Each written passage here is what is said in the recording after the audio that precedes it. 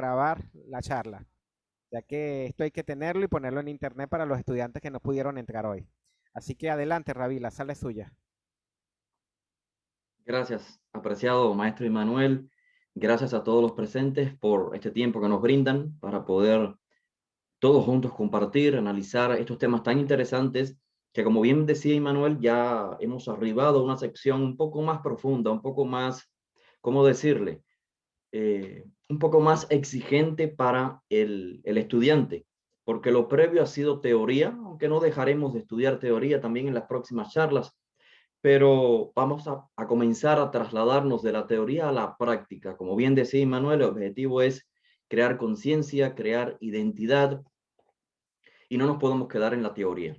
Así que, dado que esta es la tercera sección de este curso, regresando a casa, Hazarah Baita, pues agradezco mucho la invitación del maestro Emanuel para tratar de hacer una especie de sumario, de síntesis, de todos los temas que van a estar enfocados en esta sección tercera, aunque vamos a enfocarnos obviamente eh, en la primera temática. Pero sí quisiera abordar rápidamente, unos 2 minutos aproximadamente en cada una de la temática que conforman esta sección 3.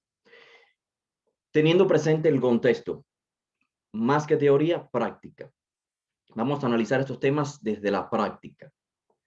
Pues bien, lo primero y lo más destacado es hacer la distinción entre Elohim y Dios. Quiero hacer una observación. Acá no estamos hablando y saben que esa no es nuestra forma, como bien lo ha expresado Immanuel en diferentes ocasiones. Nuestra forma al adentrarnos a títulos, a nombres, no es en referencia al nombre mismo, sino lo que esto implica. Ustedes saben que hay personas con cierto fanatismo que para ellos mencionar la palabra Dios es un escándalo. Y dado que estamos en un contexto de estudio, de análisis de los textos, pues no hay razón para escandalizarnos, sino que hay que comprender que los términos tienen un contexto y surgen en un contexto. Así que, basado en ello, pues la distinción que vamos a hacer no es, o sea, la distinción entre Elohim y Dios no es simplemente etimológica, aunque obviamente tenemos que tocar los términos etimológicos, pero no es del punto de vista, como decía, fanático, en que las palabras son malas simplemente porque provengan de otro idioma que no sea el hebreo. Esa no es nuestro enfoque. Entonces, Elohim y Dios, una vez más, desde el enfoque práctico, no solamente teórico. Los significados van más allá de los términos mismos, como decía. Y el objetivo entonces sería cómo acercarnos a Elohim, lo que algunos conocen como Dios. Y creo que esto se pudiera visualizar a primera instancia en cómo el ser humano en general se acerca al Todopoderoso. Cierto, únicamente yo creo que la mayoría de los seres humanos se acercan a esa divinidad, a ese Dios, en casos de problemas. Es decir, queremos crear un contacto con el soberano, con el todopoderoso, para pedir por alguna necesidad que tengamos. Pero lo que nos enseña la Torá al pueblo de Israel es que nuestro acercamiento al Todopoderoso no ha de ser únicamente cuando estamos en problemas. Sí es cierto que existe una mitzvah en la Torá que cuando nuestros enemigos nos están atacando, cuando nos encontramos en situaciones difíciles, hay que invocar, es una mitzvah invocar al Todopoderoso. Es decir, no depender de ninguna otra fuerza primordialmente, sino ir al Todopoderoso. Pero en sentido general, nuestro contacto con el Todopoderoso, nuestro acercamiento, ha de estar basado en una relación de obediencia a Él, de respeto. Y esto entonces nos lleva al contexto ya etimológico entre Elohim y Dios. Dios viene en español, ya derivado del latín, de divinidad. Estamos hablando de un ser divino, es decir, no es igual al ser humano, es divino, está por encima de nosotros. Pero la concepción hebrea es que ese ser es la autoridad.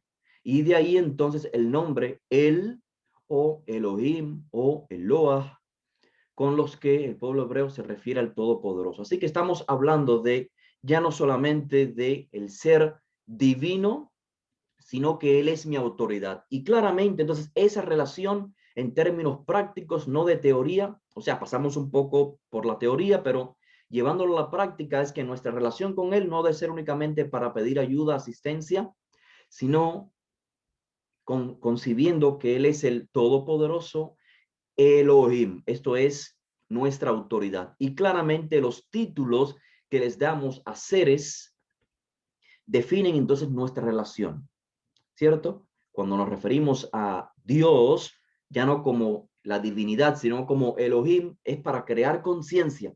Él es el Todopoderoso. Por eso los jueces de Israel también son llamados Elohim, porque son la autoridad. Y seguramente esto despierta ya en el estudiante, en la persona que se está integrando a la nación de Israel o el que está descubriendo las riquezas de la cultura hebrea bíblica, ya despierta una forma de acercarnos a Él de otra manera. Imagínense, ¿quiénes de ustedes habrán escuchado a aquellas personas de Latinoamérica que hay veces que se refieren a Dios como Diosito? ¿Ustedes lo han escuchado? Le voy a pedir a Diosito que me resuelva mi problema. Y ese diminutivo de Diosito es inconcebible para la mentalidad hebrea. Vamos a hacer acá un ejemplo. Elohim sería algo así como, a la autoridad dijimos, el general, el presidente. Alguien pudiese dibujar en su mente a una persona que pertenece a un ejército dirigiéndose a su general como generalcito. No, cierto, eso no existe, no pasa por nuestra mente, ni siquiera como el presidentito, no existe. Pues de la misma manera no debe existir en la mente de la persona hebrea, de la vivencia del mundo hebreo, no debe pasar por la mente acercarnos al Todopoderoso, al Creador, a la divinidad, con esos términos diminutivos. No existe tal cosa como Diosito. Ahora, alguno diría, pero Abdiel, es cierto que en los escritos de los primeros discípulos y en otros contextos judíos, a Dios, a la divinidad, al Todopoderoso, al Creador del universo, también se le denomina como Abba. De hecho, en el propio Tanaj tenemos en el libro de Salmos, Isaías, que se refiere a Dios para el pueblo de Israel como el Padre. Y entonces hay quienes dicen, pues si yo le puedo llamar Abba a Dios, así como yo le llamo a mi padre, digamos, físico, Abba, eso significa papito, papi. No, no, estimados. Aunque en la actualidad sí es una realidad que en el mundo judío moderno, en el hebreo moderno, Abba puede ser identificado como papi, papito, algo así, un diminutivo para el padre físico, biológico. La realidad es que cuando en la antigüedad, que es donde surge el término Abba o Avinu, nuestro Padre, para el Todopoderoso, es en un contexto semítico antiguo. Es decir, no es porque queremos establecer una relación infantil con el Creador como un pequeñito crearía con su padre al llamarlo papito o Abba. No. Entonces, lo importante acá cuando definimos nombres, Elohim, Dios, Abba, es que nos estamos acercando a Él en un contexto que nosotros mismos creamos. Fíjense, el Todopoderoso nos da la oportunidad de acercarnos a Él. Nosotros no lo conocemos a Él completamente. Sabemos que es un ser infinito, es decir, conocemos sus atributos. Es infinito, es omnipotente, es omnipresente. Y le damos nosotros títulos a Él, títulos humanos, para acercarnos a Él de esa manera. Así pues, cuando lo llamamos Abba, una vez más, repito, no es para crear, no es porque queremos crear una relación infantil para con el creador, sino una relación de respeto. En la cultura semítica antigua y de hecho en la hispana, en la actualidad trae un poco arraigado de esa cultura es que los hijos no llaman a su padre por su nombre propio, sino que le ponen títulos, epítetos, le llaman papá, ¿cierto? Y es en ese contexto de respeto. Así que Papá, Abba es una combinación de cercanía con respeto, con honor. Y todos los títulos que usamos con él, con el Todopoderoso, son vías, conceptos, ideas que nosotros mismos creamos y se nos permiten para acercarnos a él de esa manera. Cuando le llamamos el juez, estamos en estos días de Yemei Tshuva, los días del retorno, los días de autoanálisis, llegando a Yom Teruah, Yom Kippur, los días del juicio, los días del perdón, y es usual que hagamos referencia a él como Adonai, nuestro Señor, nuestro soberano, el Rahum de Hanun, el Todopoderoso que se apiada de su pueblo. Todas esas son ideas que surgen en la mente del ser humano, porque el Todopoderoso nos da la oportunidad de relacionarnos con Él basados en nuestras realidades. Todos conocemos la relación entre padre e hijo, todos conocemos la relación entre un juez y aquellos que buscan el juicio, la sentencia justa, y son modos entonces que nosotros aplicamos, pero no olvidemos que nosotros somos, la mejor manera quizás de conectarnos con Él es esa, Elohim. Él es la autoridad y nosotros somos los que estamos sujetos a su voluntad. Él es el que gobierna el mundo. Y esa es la manera entonces de poder distinguir entre Elohim y el concepto de Dios. Ven, más allá de teoría, más allá de explicaciones etimológicas, el objetivo es llevarlo a la práctica. Esto incentiva en el estudiante, en todos nosotros, una conducta diferente. Nos motiva a cambiar nuestra percepción y nos motiva a cambiar también, pues, nuestra manera de acercarnos a él en lo que se llama la oración. Y de hecho, la oración y la verajá formarán parte de esta sesión, sección número 3 del curso, porque vamos a aprender allí cómo darle forma, darle identidad al creador, o sea, crear un canal para acercarnos a él y crear entonces esa relación. Eh, Algo más antes de pasar a la otra sección, y esto ya para crear más conciencia. En la actualidad, el Todopoderoso ha adquirido dentro de la comunidad judía eh, enfocada en términos místicos, cierto, cabalísticos, se ha despertado en la comunidad judía términos tales como Ensof o Or Ensof. Eso significa la luz infinita. Términos que no aparecen claramente ya en la tradición más antigua, o sea, el Tanaj, en la Biblia hebrea. Bore Olam. Cuando alguien se refiere al creador como Bore Olam, estamos hablando, no es que el que creó nuestro mundo. Olam puede significar el universo, toda la existencia. Y entonces quiero llamar atención a esta sección, a este análisis con estos términos tan profundos, tan místicos. Una vez más, el objetivo es, en esta sección 3, es, como se titula, regresando. Es decir, ya pautando, haciendo una diferencia entre teoría y práctica.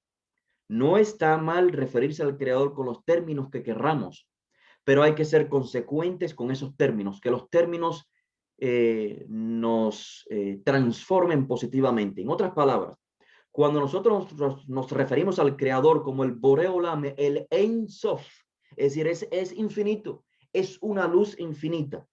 Esto debe afectarnos en nuestra conducta. Es decir, es imposible de, fíjense, esto es una clave que le voy a transmitir. Usted quiere ver en realidad a un cabalista, quiere analizar, percibir realmente si esa persona es cabalista. Lo primero es no su sabiduría, es su conducta para con los demás. Abraham Avinu, el primer patriarca, el ser humano que tuvo esa experiencia tan profunda para con el Creador, se refirió al mismo como Afar Vaefer. Esto es polvo y ceniza. Así que cuando alguien se refiere al Creador poéticamente con términos tan profundos como el Ein Sof, como la luz infinita, es supuestamente porque debe estar él, el que expresa estas palabras, despertando su conciencia de él conducirse ante los demás como afar va'efer, como que es en realidad un polvo, como que es cenizas. Así que no puede haber un gran cabalista soberbio, no puede haber un gran cabalista eh, que perciben los demás como si fuesen la nada y él el gran sabio. Esas alusiones, esas perspectivas no representan a un buen cabalista. Y lo mismo sucede con la hipocresía religiosa, aquellos que se refieren al creador como todos estos términos tan poéticos que lo exaltan. Sin embargo, la consecuencia es que el que está exaltando al Todopoderoso debe ser humilde, debe ser, como dice en hebreo, Shefal Ruach, humillado de espíritu, comprender que él no es nada, que él es igual a los demás seres humanos. Entonces, la otra sección que también se estudia en o la otra temática que se estudia en esta sección 3 es la emuná en contraste a la fe.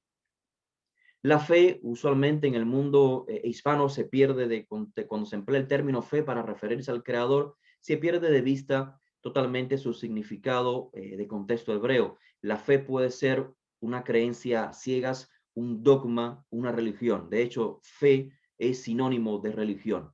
Pero cuando hablamos de emuná, lo que estamos haciendo referencia en el contexto hebreo es en perseverancia, es en seguridad, es en constancia. Y hay un sinnúmero de ejemplos en el Tanaj donde se emplea el término emuná precisamente en estos contextos de perseverancia. El más clásico es cuando está teniendo la lucha los hijos de Israel con los amalequitas y Moshe dice que levanta sus manos al Todopoderoso y cuando él levanta sus manos el pueblo está ganando la batalla. Pero pasaba tanto tiempo que vino Hur y vinieron dos hombres para sujetar las manos de Moshe. Y dice el texto de la Torá que las manos de Moshe estaban emuná. ¿Cómo se traduciría? Las manos de Moisés tenían fe, tenían creencia, no. Las manos de Moshe estaban firmes. Las manos de Moshe perseveraban por largas horas hasta que el pueblo ganó. También se habla en esta sección número 3 del Musar, cómo ha de haber una distinción entre lo que el mundo occidental define como ética y el Musar. Musar también se entiende como ética, como enseñanza, pero más bien como disciplina. Es decir, así como la emuna, una constancia. Por lo tanto, Musar o ética, desde el punto de vista de la Torah, es una conducta, es una forma de ser por decirlo así, obligatoria, que debe estar presente todos los días de la vida.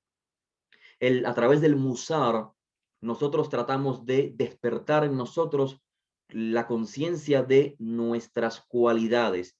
Hay veces que perdemos el ánimo cuando estamos estudiando porque decimos, pues yo creo que esa cualidad no me pertenece. Yo creo que no tengo la cualidad de ser una persona pasiva. Yo creo que soy muy impulsivo y jamás generaré esa cualidad de ser pasivo, de tener, por ejemplo, sablanud, de poder soportar ciertas dificultades sin que mi carácter explote. Y lo que vertimos en la sección de Musar es que todos los seres humanos tenemos todas las cualidades en nosotros, solamente que tenemos que alimentarlas o despertarlas. ¿Cómo? Pues se requiere de un ejercicio, de una disciplina. Se requiere de cada día, o digamos, vamos a decir, cada 2 semanas o cada mes, analizarnos. Es un ejercicio espiritual, es una especie de meditación judía en que analizamos cuáles son nuestras cualidades que están en deficiencia, cuáles son aquellas partes de nuestra conducta que no alimentamos. Y entonces proponernos a alimentarlas. Es decir, este mes, a ver, este mes Abdiel es un poco impaciente, Abdiel se pone airado, entonces voy a analizar, voy a tener conciencia de que soy una persona airada, de que necesito alimentar la cualidad de sablanut. Y esto no significa que la cualidad de ser impaciente sea negativa en sí mismo, sino aprender a canalizar, es decir, a balancear cuánto más o cuánto menos tenemos que poner en práctica las cualidades. Otra sección, otra parte, otra temática en esta sección número 3 es aprender desde el punto de vista hebreo que es Yirat Hashem, lo que se denomina como temor a Hashem, y lo que se denomina como Ahavat Hashem, amor por Dios o por el Todopoderoso. Y analizaremos allí, llegado ese momento, que Yirat Hashem es básicamente poner atención en Hashem.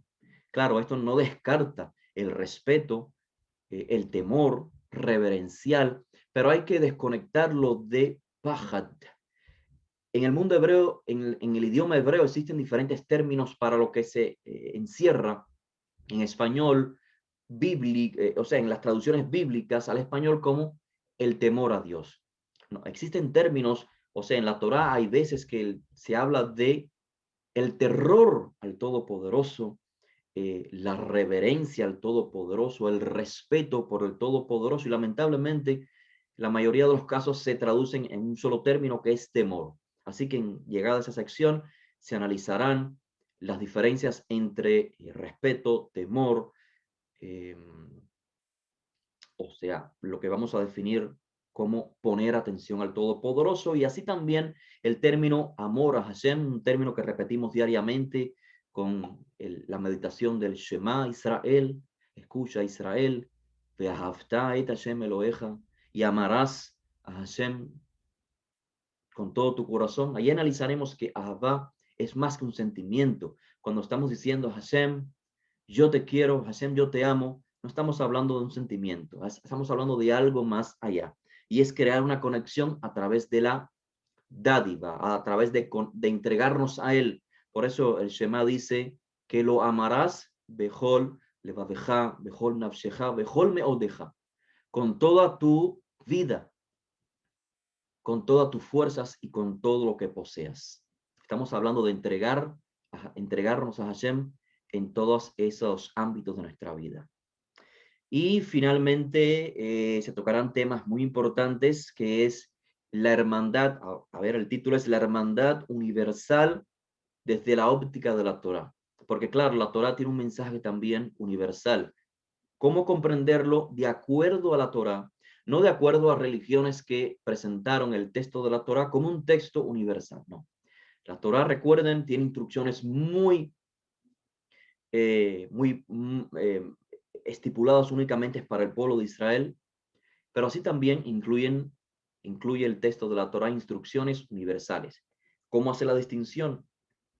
¿Cómo saber qué es lo que se debe aplicar para los israelitas y para el resto de la humanidad? ¿Cuál es la expectativa en la Torá para encontrar una unidad eh, ya en términos de universales, como aquella expectativa que tuvieron los profetas cuando el ser humano no agreda a su hermano, cuando las armas se derritan y el material se emplee para crear herramientas de cultivo, cuando hay una relación de cuidado, de respeto entre el ser humano y el animal. Son temas muy interesantes. Ahí también se hablará del concepto de Benei Noach, si es un concepto, aunque ya se ha mencionado en otras ocasiones, pero ahí se acentúa con más detenimiento, si es práctico o si es en realidad un invento debido a ciertas circunstancias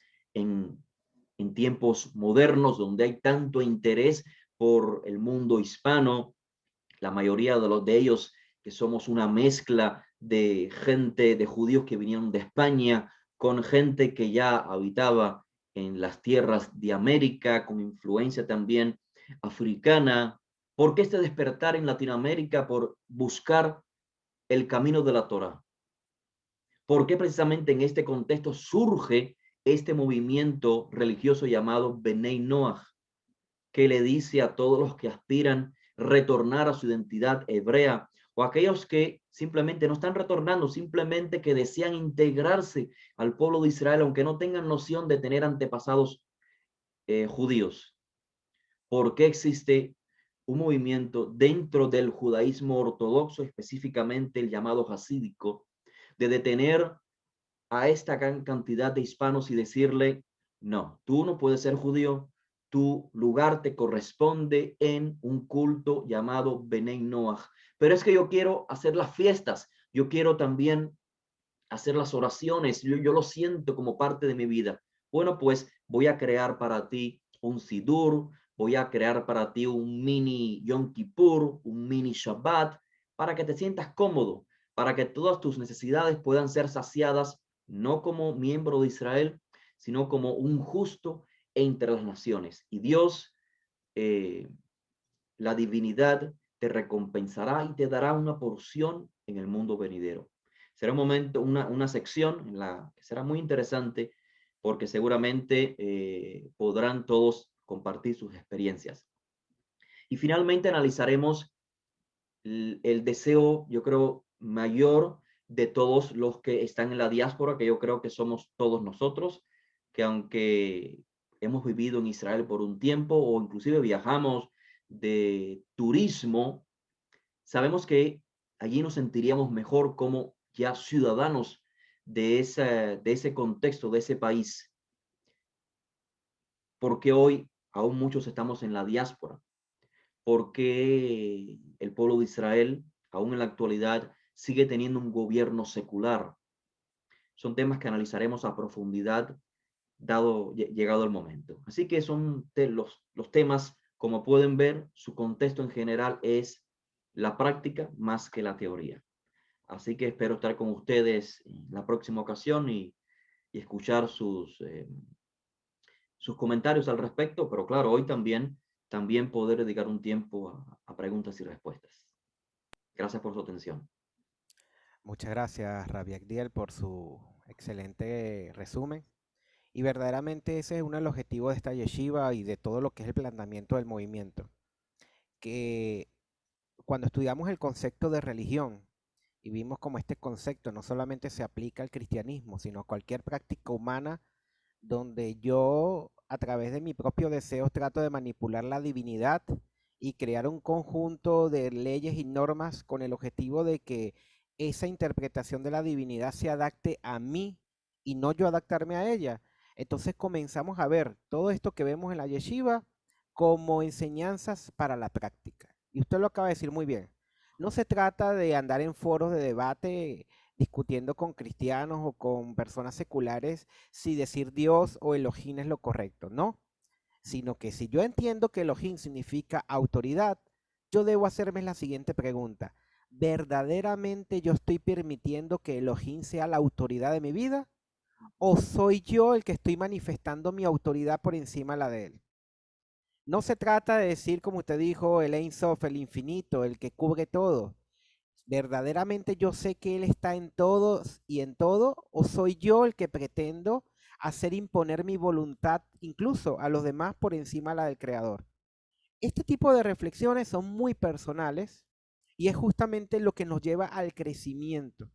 O como hablamos del concepto de fe, que lo tocamos en las primeras clases y aquí usted lo desarrolló muy bien en esta lección para que no queden dudas. Yo verdaderamente estoy firme en Hashem. Muchas veces somos las personas con mayor fe cuando tenemos problemas, dificultades y conflictos económicos. Pero cuando viene la abundancia y el trabajo abunda, ya la fe mengua y ya ni siquiera mencionamos al Creador. Por eso los conceptos, como usted decía, incluso los conceptos de Kabbalah, nos ayudan es que se tienen que manifestar es en la acción y no en el verbo, no en la teoría o en el discurso. La fe muchas veces que se traduce como firmeza, también algunos lo interpretan como es cuando yo comienzo a practicar la Torah, a pesar de que el mundo sea adverso a esa práctica. Yo me mantengo firme.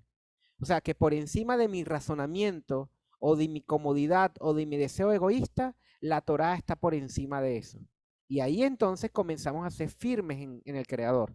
Es muy fácil ser firmes cuando las condiciones nos los permiten. Pero resulta que hay momentos en nuestra vida donde verdaderamente tenemos que mostrar nuestra emuná y es justamente en este mundo secular, en esta diáspora, donde nuestra identidad se pone a prueba. Pero allí es donde fortalecemos nuestras acciones. Y justamente todos estos títulos son parte de nuestra relación con el Boreolán.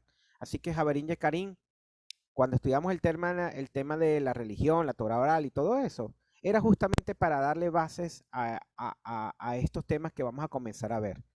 Nosotros tenemos que analizar todo a partir de nuestra práctica. Shaul decía, la emuná viene por la firmeza, por el oír la Torah Elohim. No son firmes, no son justos simplemente los oidores, sino los hacedores. Entonces, todos estos tics que nos enseñan los grandes maestros es para que nosotros primeramente lo apliquemos y a partir de ese momento vamos a crear relaciones comunitarias con nuestros Haverín, con nuestras comunidades, con nuestras Jaburot, con nuestro movimiento. Sin importar si estamos a la distancia, van a haber relaciones de conexión basadas en la Torah. Así que bueno, muchas gracias Rabbi Agdiel y a partir de este momento, los que deseen hacer preguntas, ya sea por el chat o abrir el micrófono, pueden comenzar a hacerla. Tenemos 28 conectados. Quiero felicitarlos. Tuvimos 108 inscritos y han perseverado haciendo sus tareas, sus resúmenes que verdaderamente son admirables. Hay personas que verdaderamente yo sé las condiciones que tienen y cómo se les dificulta un poco la tecnología y verdaderamente el esfuerzo que hacen es inspirador para nosotros. Significa que quieren estudiar, pero no estudiar para saber meramente, sino para hacer.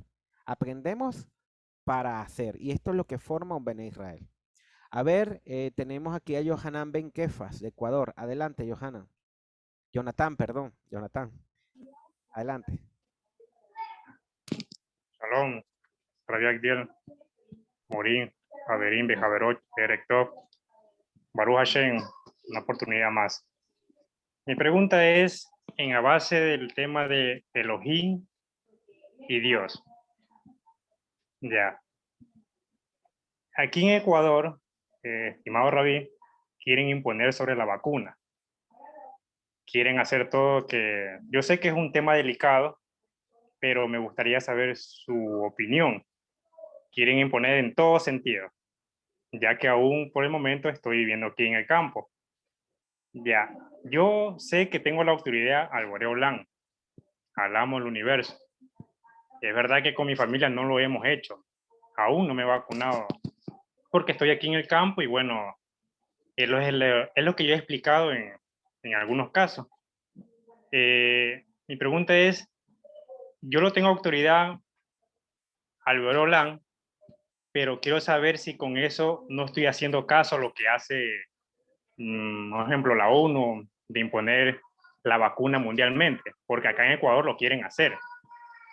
Aunque he aprendido a ser tolerante. Ciertas cosas comparto y ciertas no.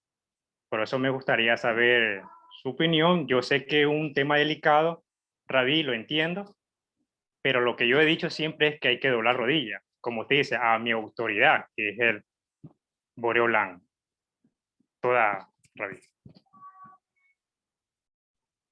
Muy interesante y delicada su pregunta. Yo, yo creo que estaríamos hablando, entrando en el detalle, en el tema, en la cuestión de derechos. O sea, esa es mi opinión. La opinión de Abdiel es que cada ciudadano tiene el derecho de decidir si ponerse la vacuna, la que sea, sí o no. Ese es mi punto de vista. Así que la persona es libre de hacerlo o no hacerlo.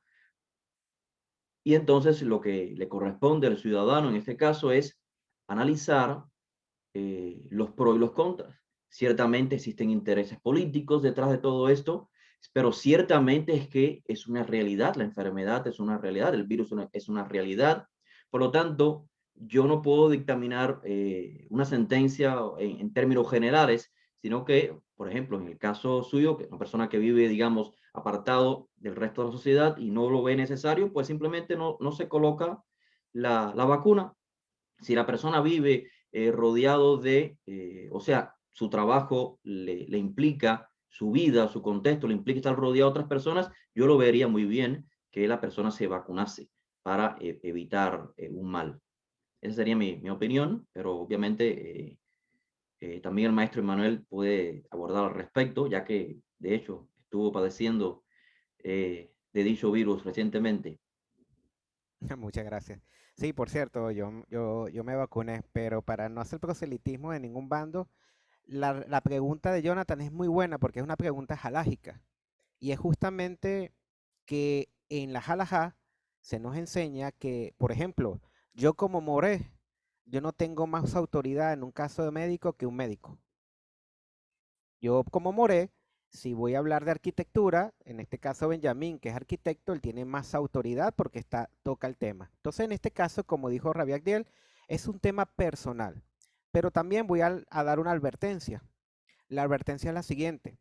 Muchas veces, bajo la lógica religiosa, se nos dice, bueno, tengo una infección, tengo neumonía, yo voy a doblar rodilla ante el Creador y voy a orar para que la neumonía desaparezca. Y tenemos entonces la medicina que nos da la solución, gracias al Creador, que es el que provee todo, porque todo viene del Creador, así está, así es la máxima, todo viene del Creador, tanto las escuelas, tanto la medicina, la tecnología, la electricidad, el Internet, todo viene gracias a que el Creador así justamente nos creó con estas capacidades, tanto mentales y todo, para tener leyes, tanto sociales como leyes de la naturaleza, que nos permiten vivir en sociedad. Entonces, en este sentido, mi consejo es primeramente que entendamos que tenemos que estudiar y recurrir también a ciertas autoridades. Como ustedes saben, hay mucha manipulación, hay mucho miedo, pero también es una decisión personal. Lo importante es que nuestras decisiones no sean objeto de un prejuicio religioso o de un prejuicio producto de una manipulación en Internet. Por eso nuestro consejo, así como cuando estudiamos la Torá, verificamos, comprobamos, contrastamos opiniones. Yo opino que todo lo debemos pasar por esos filtros. La verificación, el examen exhaustivo y sobre todo el análisis personal que yo pueda hacer en todo. Así como que cuando venga alguien y te diga, la Biblia dice esto, ¿qué hacemos nosotros? Yo voy a ver los manuscritos, yo voy a ver qué dice, voy a verificar si históricamente es el correcto, porque no, el hecho que 50 personas o 100 personas me digan algo no significa que es verdad. Si ahorita en el mundo hay 10 millones de personas que dicen, Jesús es Dios, ¿ustedes qué le dirán? No, no es Dios. El hecho de que la mayoría diga algo, no podemos optar a una falacia de autoridad. El hecho de que la mayoría de algo no significa que es verdad. Lo mismo ocurre con todo lo que nosotros desarrollemos en nuestra vida. Verifiquemos. Sobre todo, estudiemos. Veamos las dos caras de una moneda y te aseguro que vas a tener a la hora de la verdad la mejor decisión que tomar, sea una o sea la otra. Lo importante es eso. Y por eso me gustó mucho la pregunta, porque justamente la halajá aplicada, eh, cómo yo desarrollo mi vida basado en mis sistemas de creencias. Y un ejemplo de eso son una corriente cristiana donde no donan sangre, a pesar de que si alguno de los seguidores de esa religión tiene un problema de salud, ellos dicen no, no puede donar sangre. Nosotros en cambio aplicamos principios. Preservar la vida está por encima de todo. Entonces siempre la vida está por delante. Adelante, ¿alguna otra pregunta o comentario? Siéntanse libres.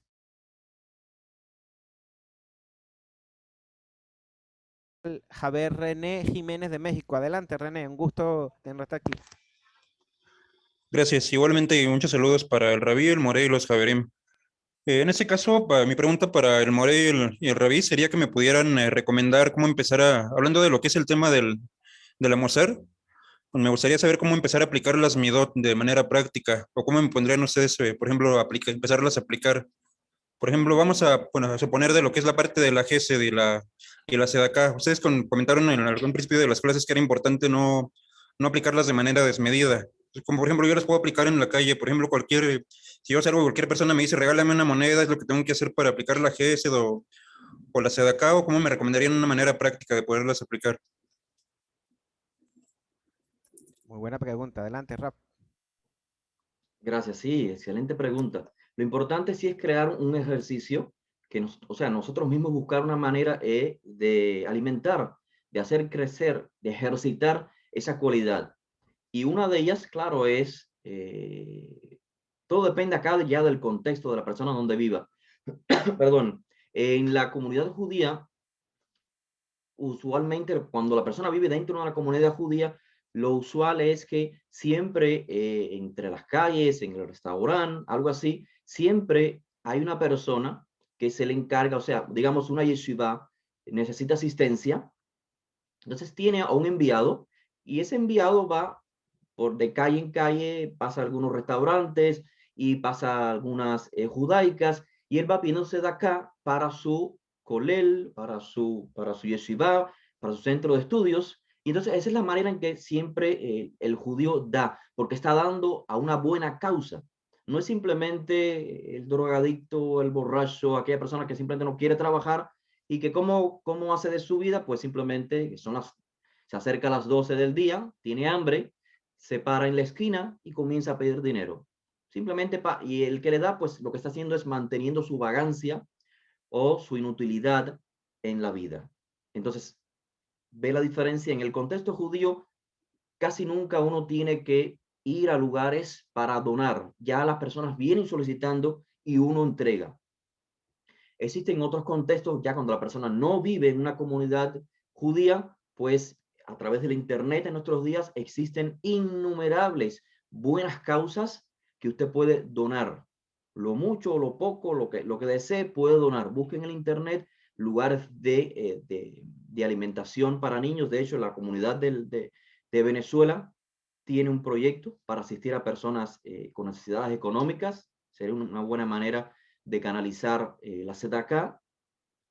Existe la costumbre también cada Shabbat, antes de iniciar lo que es el Shabbat, pues la familia, los niños sobre todo, para crearle conciencia, tienen una caja de tzedakah y ahí van colocando el dinero. Cuando ya es una cantidad, digamos, mediana, entonces ya se lleva a un lugar apropiado o sea, donde ya existe un programa que, o sea, que ese dinero se va a utilizar apropiadamente. Entonces yo diría que esa es la mejor manera. Claro, también cuando uno sale a la calle y alguien le pide, pues también es una buena manera de dar. Tampoco ser como digamos, sé, como el ejemplo que puse, que hay personas que se molestan con el que está pidiendo y le dice, ese simplemente es un vago, o esa persona simplemente quiere comprarse una bebida alcohólica para pasar el tiempo y nada más. Existen personas que pasan eso por alto, yo no voy a juzgarlo sí o no. Existen personas que pasan eso por alto y le dan un dinero a esa persona. Lo importante es que aquí viene el efecto que debe tener esa práctica. Y no es sentirnos bien, ¿cierto? No es decir, ya di, porque esa es la expectativa religiosa. Fui a la iglesia, ¿cierto? Ya oré a Dios, ya hice la oración, ya hice la bendición, ya celebré Shabbat, etcétera, etcétera. Ese no es el objetivo. Entonces, el objetivo es comprender que estamos despertando ese deseo de asistir a los demás, de que somos parte de un mundo y en nuestro mundo existen personas e instituciones que necesitan del apoyo de los demás para una mejoría de vida. Algo más que quiero decir brevemente es que en la Torá, cuando se ordena asistir a los pobres, está en Deuteronomio, no recuerdo ahora la cita exacta. Fíjense que dice el texto, lo atenderás al pobre y le darás todo lo que le hace falta. Todo lo que le hace falta. Esto es imposible de hacerlo personalmente, ¿cierto? O sea, yo no puedo cubrir a un pobre todo lo que le hace falta. El objetivo, una vez más, de los mandamientos en la Torá es vivir en comunidad y que la comunidad se encargue de asistir, de ayudar a los pobres. Por eso el préstamo sin intereses. Ya estamos hablando acá ya de una ayuda un poco en otro grado. El préstamo sin intereses es únicamente para los pobres, porque dentro del concepto, dentro de la comunidad hebrea, desde los lentes de la Torá, estamos hablando ya de la cosmovisión judía o hebrea de la antigüedad, es que las personas que tienen en demasía, hoy se denominarían los ricos, es el que tiene el rico, el que tiene en demasía, mejor dicho, tiene lo que le hace falta al pobre. ¿Se entiende? Es decir, una sociedad no es que todos tenemos que tener necesariamente igual. Esa es una idea equívoca. Todos tenemos que tener basados en nuestras necesidades diarias. O sea, una persona que tiene, digamos, un hijo no es igual a una persona que tiene 2 hijos. Y esa es una gran distinción. Pero en términos sencillos, más básicos, es que no debe existir una sociedad en que existan los que tengan en demasía. ¿Quién es el que tiene en demasía?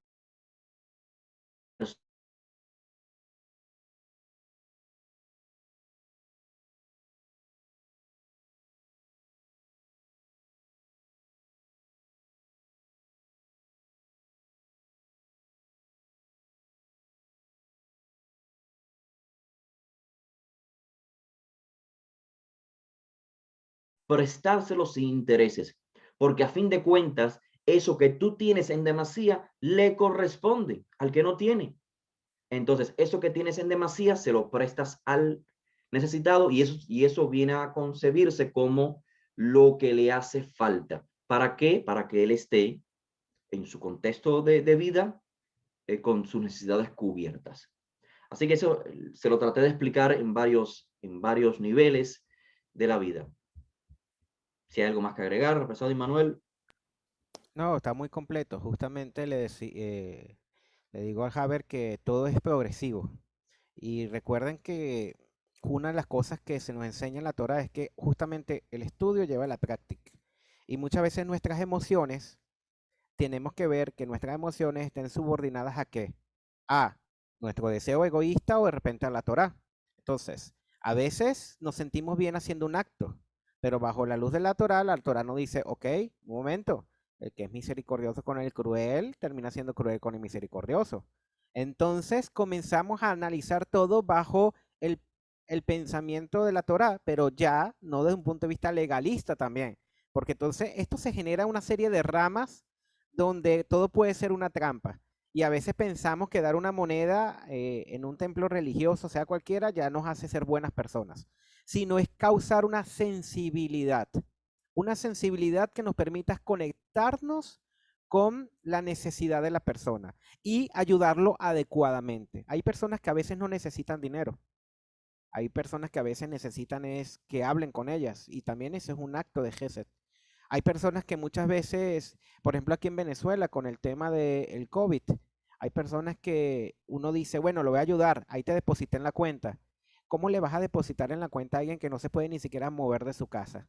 Esa persona necesita que vayas, compres el medicamento, le lleves comida, lo asistas, porque entonces se trata de ponerte en los zapatos de esa persona y tratarlo como un miembro de tu familia. La Torah habla de ayudar a tu hermano Bene Israel y no tratarlo como meramente un extraño. Y por eso es muy importante que en la mayoría en que causemos una sensibilidad y una mayor conexión entre nosotros, estos actos de gesed, de Sedaká, van a hacerse de una manera mucho más natural. Es el ADN judío de nuestro patriarca Abraham Avinu. Un ejemplo, por ejemplo, Rabbi Actiel, en Estados Unidos, la población de judíos en Estados Unidos creo que es el 2% de la población de Estados Unidos, pero es la que genera un 20% de actividades benéficas o de donaciones en todo el país. Imagínense, un 2% de la población genera un 20%. ¿Por qué? Porque es parte del estilo de vida de un Bene Israel practicar estos actos de dar, estos actos de que todo lo que tenemos sabemos que es el creador. Y cuando damos, estoy dando algo mío, ¿no?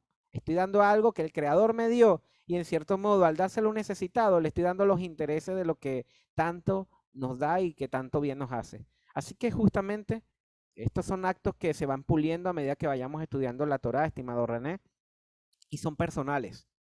Algunos lo limitarán, algunos simplemente lo dejarán llevar según su forma de conectarse y de la sensibilidad que tengamos. Lo importante es comenzar a hacerlo para que se cree en nosotros una segunda naturaleza, que es ese hombre interior que se va manifestando y va siendo totalmente contrario a nuestro hombre exterior. Nuestro hombre interior calcula todo. A este no le doy, a este sí, este me cae bien, este me cae mal, este sí porque, no sé, algo según mi prejuicio me gustó de esa persona y aquella no. Cuando ya vemos todo de un punto de vista mucho más amplio, estás viendo meramente el acto de dar. ¿Acaso el creador hace lo mismo? Si el creador lo hiciera, muchos de nosotros estuviésemos mal. Así que se trata de imitar al creador. Adelante, a ver, tenemos aquí otra mano levantada. Fran Colón, adelante.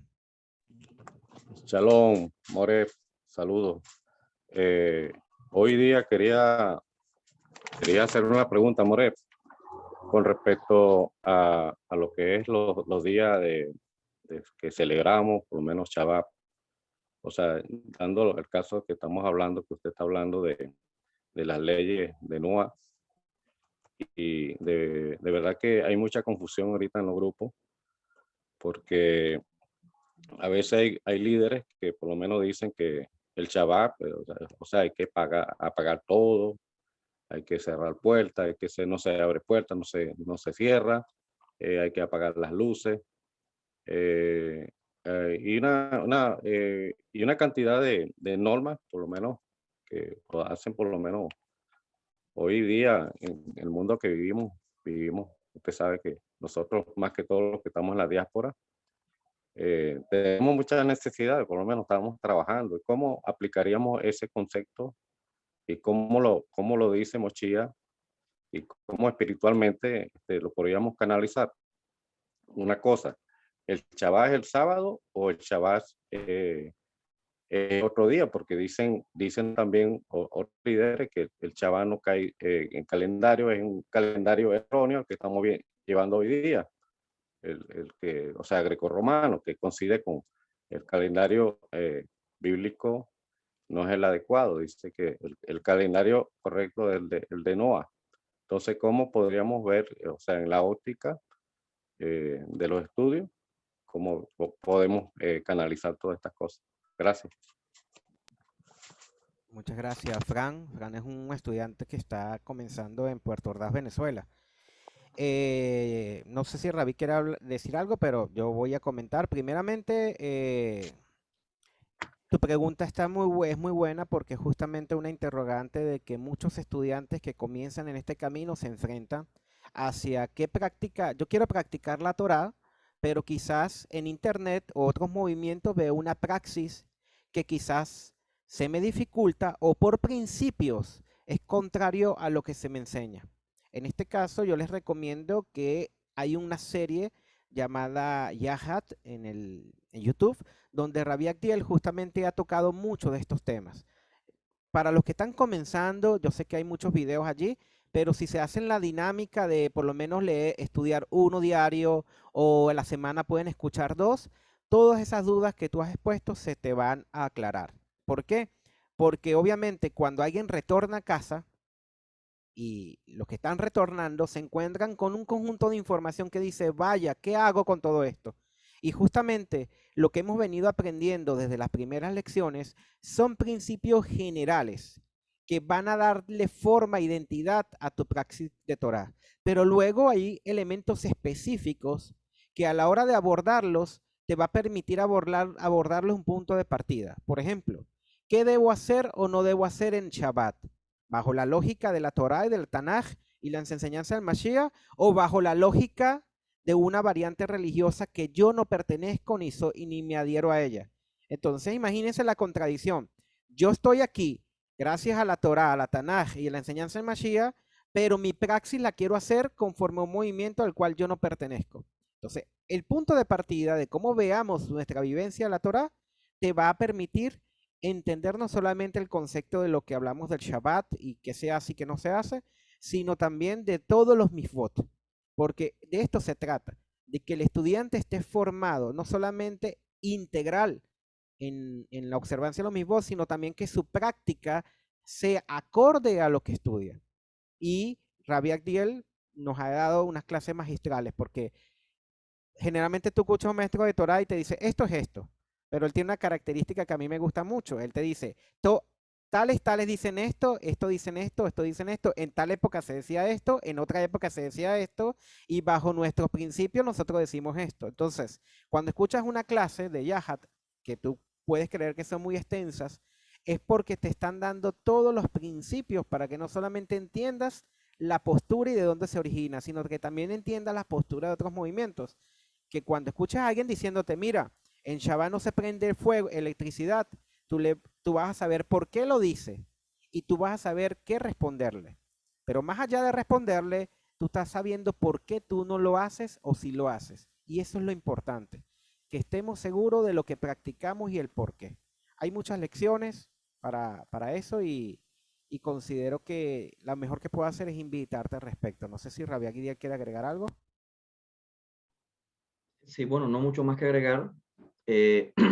Solo decirle, estimado Frank, que en el chat coloqué el enlace de una de las secciones de Yahad, de las cuales le explicaba el maestro Immanuel. Esta justamente es donde se habla acerca del fuego en Shabbat, si está permitido o no, y el contexto en que la Torá menciona ese tema del fuego en Shabbat.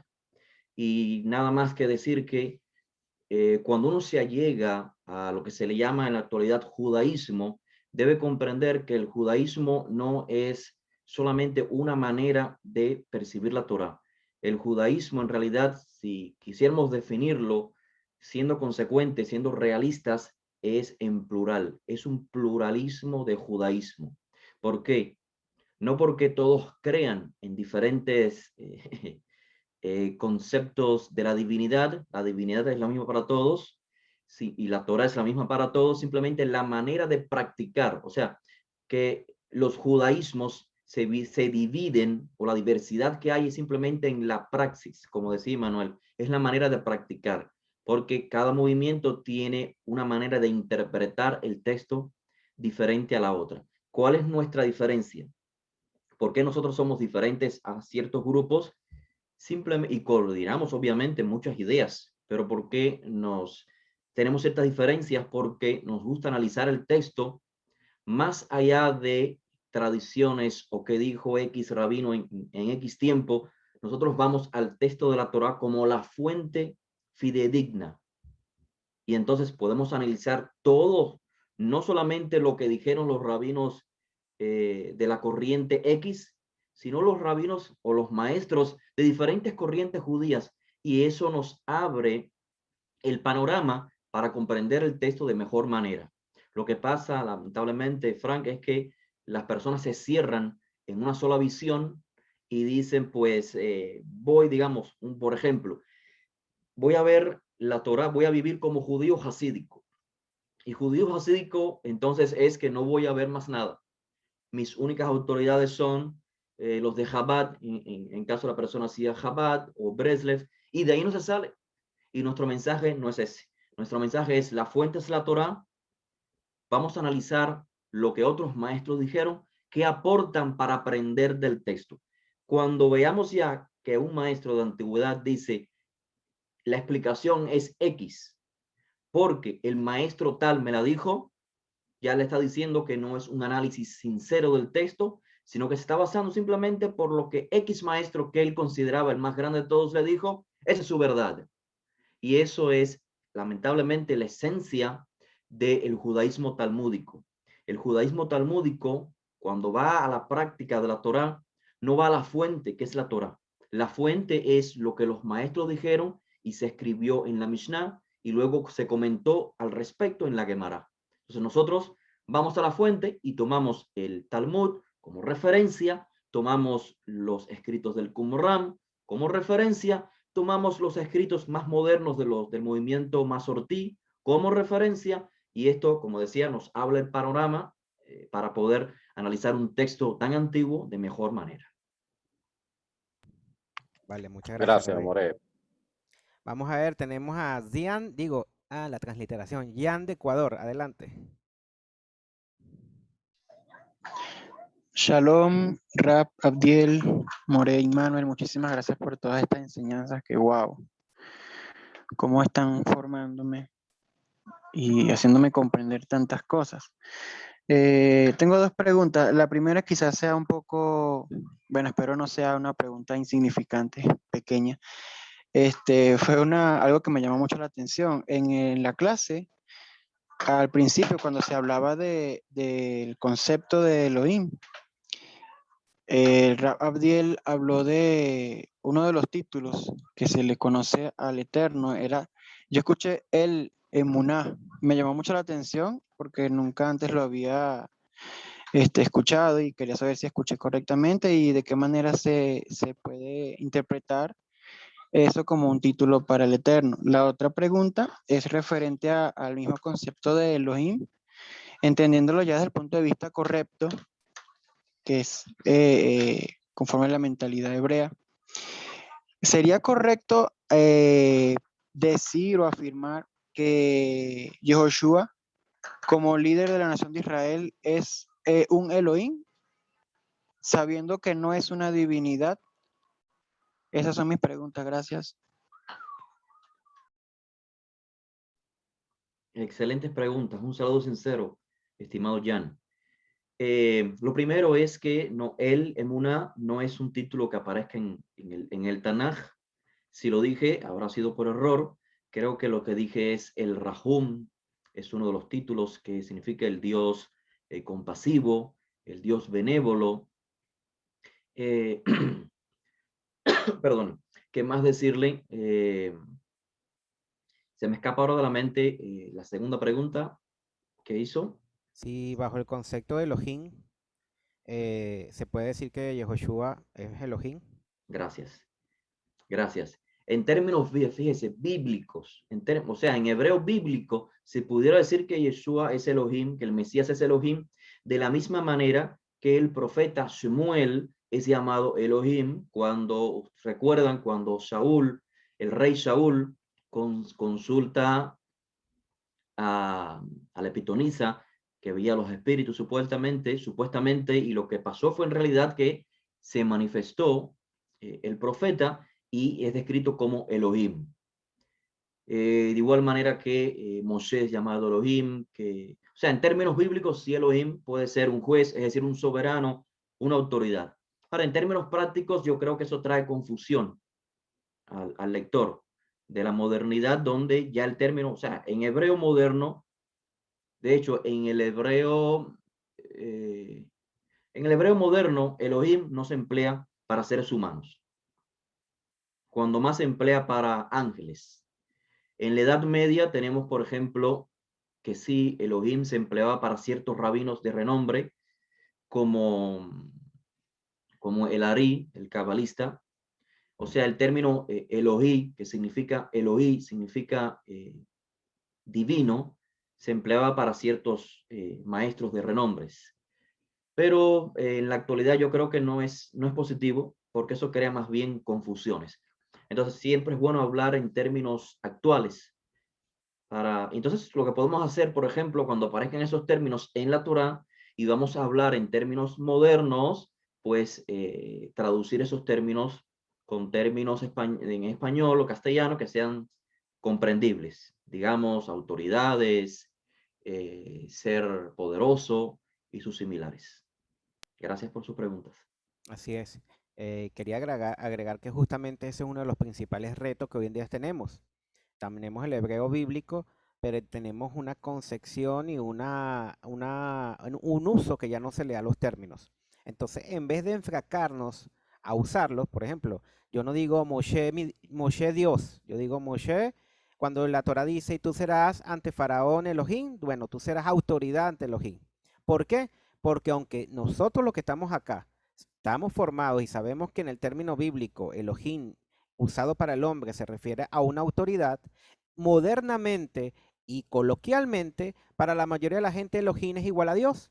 Entonces, si yo digo Moisés es Dios, eso puede ser malinterpretado. Entonces, nos hace en cierto modo ponernos en un cerco donde vamos a cuidar lo que los demás piensen, y si cambiar un término para que sea más pedagógicamente entendible, lo tenemos que hacer, lo hacemos, porque estamos hablándole a una generación actual, a un público totalmente diferente al público bíblico. Y esto es algo que verdaderamente yo siempre le aconsejo a muchos estudiantes, porque a veces pretendemos como que, bueno, si yo hablo como se hablaba en la Biblia, eso me está haciendo apegarme más al mensaje original, y no es así. A veces eso me divorcia del mensaje original, porque lo que tengo que ver es el espíritu de lo que se quiso transmitir y adaptarlo a las nuevas generaciones.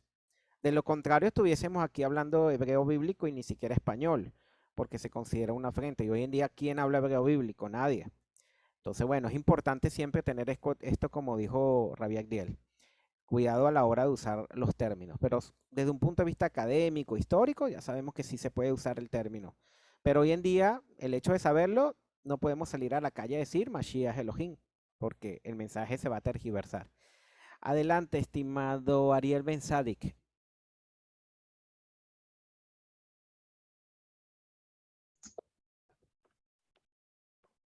Todo. Shalom, Rafa y Marel, ¿cómo están? Gracias por darme la posibilidad de participar.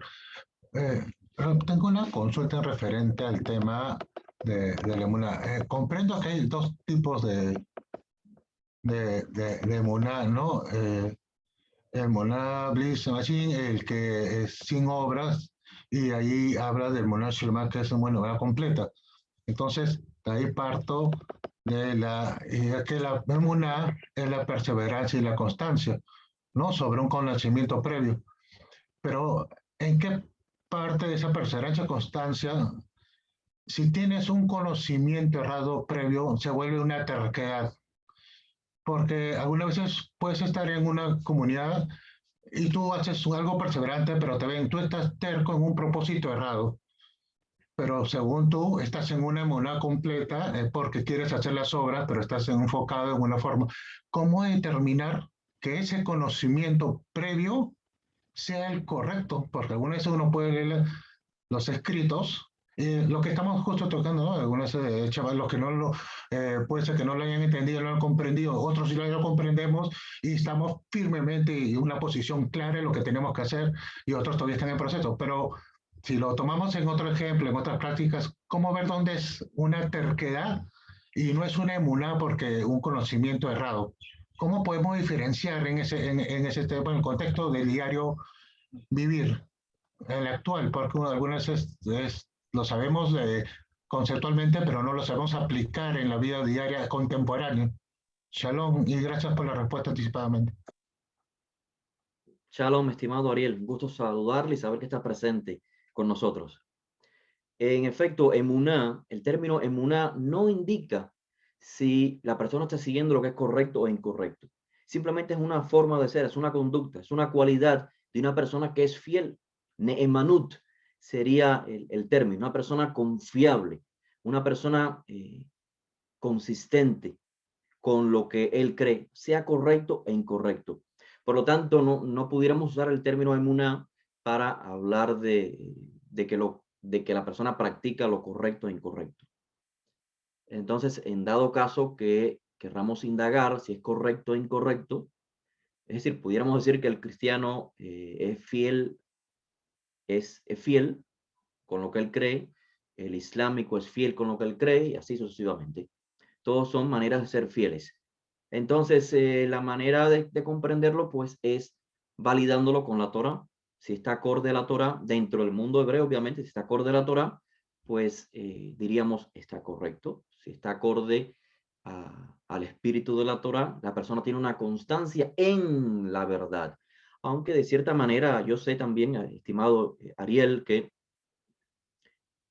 el término emuná está emparentado de cierta manera con emet, que significa la verdad, pero no significan ambos términos la misma, no tienen el mismo significado. Sí, yo agregaría que primero que la pregunta está muy buena porque justamente los estudiantes cuando comienzan a escuchar los conceptos y comienzan a compararlo con justamente, a llevarlo a la praxis, se generan este tipo de preguntas y es muy bueno porque es como que, bueno, yo lo quiero ahora hacer, pero ¿qué pasa si ahora a mi hora de actuar yo entro en una terquedad, como dice él? Pero fíjense, en esta yeshiva vamos a adquirir herramientas que en la fe hebrea, por así decirlo, siempre hay herramientas que están allí que nos ayudan a complementar otras. Entonces, la tefila, el autoanálisis, la plegaria, por así decirlo, en cierto modo nos da una herramienta para poder hacer una teshuvá completa, una correcta teshuvá, pero a su vez entonces fortalecer nuestra emuná. ¿Por qué? Porque en cierto modo, como dices tú, bueno, hay un conocimiento, pero también ese conocimiento es en base a qué. Como todos pueden ser fiel, todos pueden tener gran fidelidad a su sistema de creencias, pero justamente el reto es yo constantemente, cada mañana, al momento de dirigirme al Creador, tengo que decirle, Creador, que se haga tu voluntad y no la mía, pero hacerlo de sinceridad, de corazón, al punto tal de que yo debo ver si mi forma de interpretar la voluntad divina es acorde a la de él o la mía, porque también la puedo torcer, eso ocurre mucho. Yo puedo torcer la voluntad del creador a mi manera, como puede ser bajo un punto de vista legalista. Por ejemplo, la Torah dice, no, no tomarás los bienes de tu prójimo, de otro hijo de Israel, no lo tomarás. Y yo puedo interpretar, bueno, la Torah ya lo dijo, no puedo robar a otro hijo de Israel. Así que puedo robar a todo el mundo. Y yo me considero entonces un piadoso, un justo, porque yo no robo a otro hijo de Israel. En cambio, cuando comenzamos a ampliar y a buscar la voluntad divina por encima de la mía, yo estoy dándome cuenta que el objetivo de esa misma, el espíritu de esa misma es mucho más amplio y más grande. Por eso Rabbi Yehoshua dice, oíste que fue dicho, más yo os digo. Y cuando tú escuchas el más yo digo de él, dices, claro, eso era, es que ese es el objetivo de la Torá. Entonces lo encierro bajo mi voluntad y no la de él. Esa es una de las maneras que Rabbi Yehoshua justamente siempre nos lleva a ver la Torá. Y es un proceso que es parte del análisis personal que cada uno hace. Todos estamos en ese proceso, todos. No caemos, nadie está exento de eso. Por eso la autocrítica constante, el autoanálisis, la tefilá, va a ser una herramienta también que nos va a complementar ese tipo de práctica. Y pronto viene la charla. Adelante, Ravi. Algo más que quería, me hiciste recordar, apreciado Immanuel, algo que también quería transmitirle al apreciado Ariel, en base a su pregunta de cómo saber si la persona está siendo fiel o constante o verdadero, preservando la verdad. Y ese ejemplo que pusiste me llamó la atención a cuando a Josué le preguntan, ¿quién es mi prójimo? Todo surgió de una pregunta, ¿cuáles son los mandamientos más importantes? Y dijo, pues amar a Hashem y luego amar al prójimo. Y entonces la pregunta cauciosa o la pregunta, ¿cómo se dice?, legalista, dice, entonces, ¿quién es mi prójimo para yo poder amarlo? Y la parábola famosa del samaritano lo que hace es decirte, sé tú el prójimo. Al final, ve tú y haz lo mismo.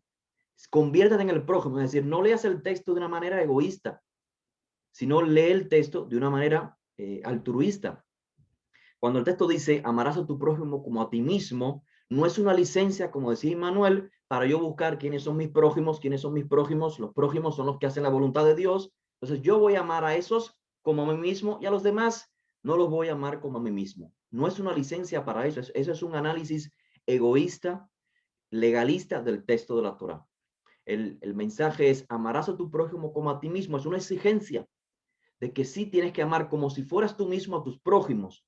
De igual manera, cuando la Torah dice, honrarás a tu padre y a tu padre y a tu madre, ¿es una licencia para deshonrar a los que no sean mis padres? Ciertamente no. Solamente es una exigencia para que solamente amar al prójimo como a ti mismo es una instrucción para que ames como a ti mismo los seres que están cercanos a ti, los que forman parte de tu comunidad, de tu grupo. Pero no es la licencia como la que preguntaba aquel que quería encontrar una justificación y le dijo a Josué, entonces, ¿quién es mi prójimo para yo poder amarlo?